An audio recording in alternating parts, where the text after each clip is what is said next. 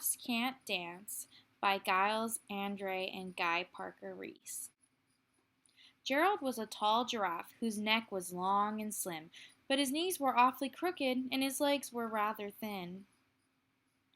He was very good at standing still and munching shoots off trees, but when he tried to run around, he buckled at the knees. Now, every year in Africa, they hold the jungle dance, where every single animal turns up to skip and prance. And this year, when the day arrived, poor Gerald felt so sad, because when it came to dancing, he was really very bad. The warthogs started waltzing, and the rhinos rock and rolled. The lions danced a tango that was elegant and bold.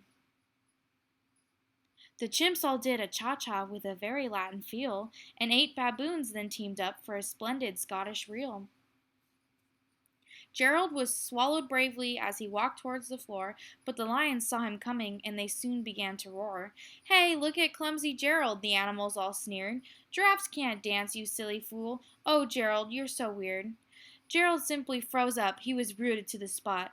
"They're right," he thought. "I'm useless. Oh, I feel like such a clot."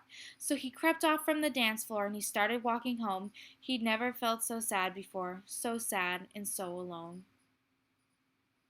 Then he found a little clearing, and he looked up at the sky. "The moon can be so beautiful," he whispered with a sigh. "Excuse me," coughed a cricket who'd seen Gerald earlier on, "but sometimes when you're different, you just need a different song."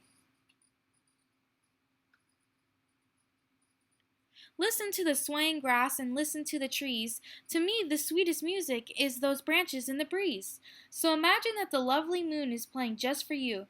Everything makes music if you really want it to. With that, the cricket smiled and picked up his violin. Then Gerald felt his body do the most amazing thing. His hooves had started shuffling, making circles on the ground. His neck was gently swaying, and his tail was swishing around.